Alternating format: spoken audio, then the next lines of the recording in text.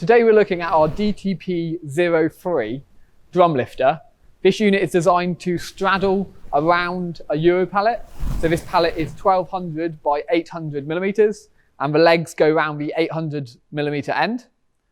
First of all, we push the unit forwards, go around the pallet and bring our gripper in line with the center of the drum. We then take this lowering handle and twist it anti-clockwise to lower the gripper down. This lowers down over the top lip of the drum. Once it's in place, I can see the bottom lip is under the drum and the top hook is over the top. We then take our handle at the back and pump. This drum's full of water. Once we've reached the desired height, we can pull the unit back. Obviously take it to our destination or load another pallet if needed. And then to lower it down, again, we simply turn the release handle. It's very controllable, so I can stop at any point and lower very slowly if needed. We lower it to the ground. And once the weight is off, we lift the gripper up and move the unit backwards. What we'll do now is we'll get this stainless steel drum as well. When we handle steel drums, we have a kick plate at the front of the unit, and this should be folded in the down position to keep the drum more vertical. For plastic drums, like this L-ring and Mauser drums, we recommend keeping it in the up position. We approach the unit again, come along to a pallet with the legs going around it, and let the catch touch the drum. We then lower this down until the gripper fully engages with the top lip. And then we pump our handle, keeping a nice straight back.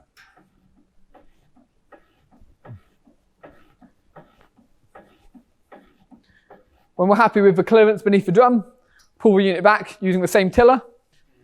Again, we can take it off to our destination or load it onto another pallet. And then when we're finished or we want to load the drum back onto a pallet, we lower it down. And we release our gripper. Now, with this unit, we offer different leg configurations. So if you have a particular pallet which you want to straddle, which is wider, or you want to change the leg configuration completely, get in touch and we'll be able to help you with this. We're now looking at the front of the unit and looking at the catch. This is movable up and down. So if we're handling drums which are small in height, we can lower this down on these different rungs on the lifter. To lower it up and down, we remove a pin in the bottom of the catch.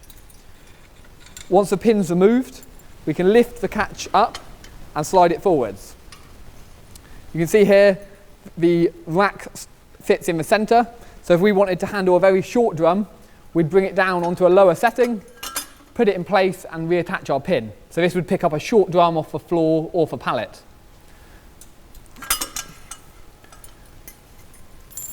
Additionally, you'll see in the catch we have a number of holes along here. So we've got a diagonal row of holes.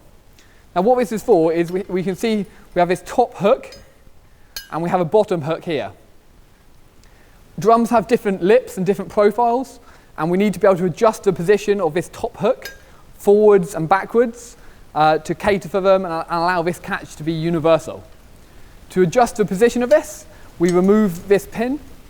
We then move this catch forwards into these other holes and then refit the pin. This allows us to handle Mauser drums, L-ring plastic, steel, fiberboard. Almost all the drums you'd see, 95% of them can be handled by this catch. Once we've got the setting correct, we can place it back on the machine. Taking our pin, putting it back in so it's nice and secure, and our R-clip around the back.